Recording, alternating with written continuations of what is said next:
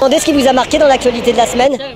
La déliquescence, la pauvreté des gens. Tous les capitalistes libre-échangistes, libre-marchandises le disent maintenant, il faut contrôler le marché. Quelles sont les choses que vous avez retenues dans l'actualité de cette semaine? À propos des victoires de la musique, j'ai vu un titre dans le Parisien au café.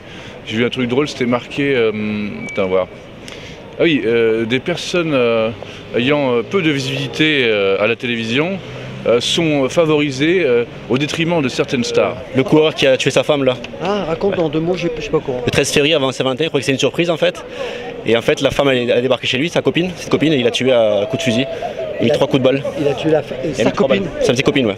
Elle a tué sa meuf là. Ouais. C'est horrible ça. Horrible. C'est la démission du pape, que c'est un fait historique. Oui, parce que ça fait au moins des 1400 et quelques par là qui n'auraient pas un truc comme ça. Mais pourquoi est-ce que tout à coup le fait de dire je m'en vais, ça devient un événement pratiquement mondial? C'est une nouveauté mondiale. Jean-Paul justement II, il est mort dans son poste jusqu'à la fin. Maintenant, il aura l'occasion de choisir un pape plus jeune, de 80 ans par là. Moi, là j'ai été aussi super touchée, mais c'est la semaine dernière par l'assassinat de Chokri Belaïd. Et mais on voit la force quand même du mouvement de résistance, puisqu'il y a eu plus de 1,4 million de personnes, de Tunisiens qui sont descendus dans la rue pour se recueillir. Oui, je trouve que fermer l'usine Spanghero, parce qu'il y a eu une tromperie, c'est un peu injuste. On aurait dû fermer la Société Générale quand il y a eu Kerviel. C'est à Nantes, c'est un type qui s'est immolé par le feu. Ça m'a fait penser à la Tunisie. Ça montre que les gens n'ont plus aucun espoir, puisqu'ils attendent à leur propre vie. C'est triste, mais bon. Encore, non, pas plus que se jeter sous un métro. Ça me choque pas plus que ça. Le mec qui se tue, il se tue. Putain, c'est plus que choquant quoi. C'est plus que choquant. C'est triste pour ce type qui était pas un truc, mais il y en a tous les jours. Je peux pas l'entendre pour la simple et bonne raison que, on est dans un pays qui génère encore plus de richesses qu'au début, que dans les premières années de la crise. Depuis qu'il a essayé immolé par le feu, il y en a eu 2 autres qui se sont ratés.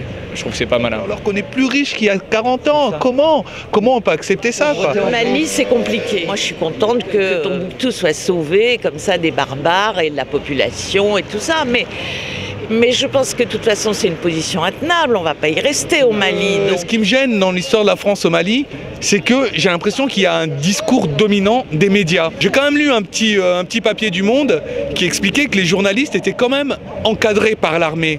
Donc je ne sais pas la réalité de ce qui s'est passé là-bas, de ce qu'on nous montre. Moi, j'ai juste vu des gens qui étaient là, avec les drapeaux français. À ma connaissance, les Maliens, ils n'ont pas appelé des Algériens ou des Libyens pour venir les gouverner. Ils ont appelé des Français pour les aider.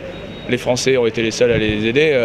Après, on peut les chercher du néocolonialisme si on veut, mais c'est les Maliens qui sont venus les appeler. Ouais. L'Afrique, c'est terrifiant. Je veux dire, tous les gouvernements sont des voyous. Le retour à la France-Afrique, en tout cas, c'est l'affirmation de la France-Afrique. Non, mais moi, c'est pas le retour à la France-Afrique. Je pense juste que la France-Afrique n'est jamais partie, ne s'est jamais arrêtée. Je trouve qu'au niveau des femmes, il y a un vrai recul par rapport à ce qui avait été acquis dans les années 70 et le port du voile et tout ça. Il y a une femme par jour qui meurt sous les coups de son conjoint, de son petit ami, tout ça.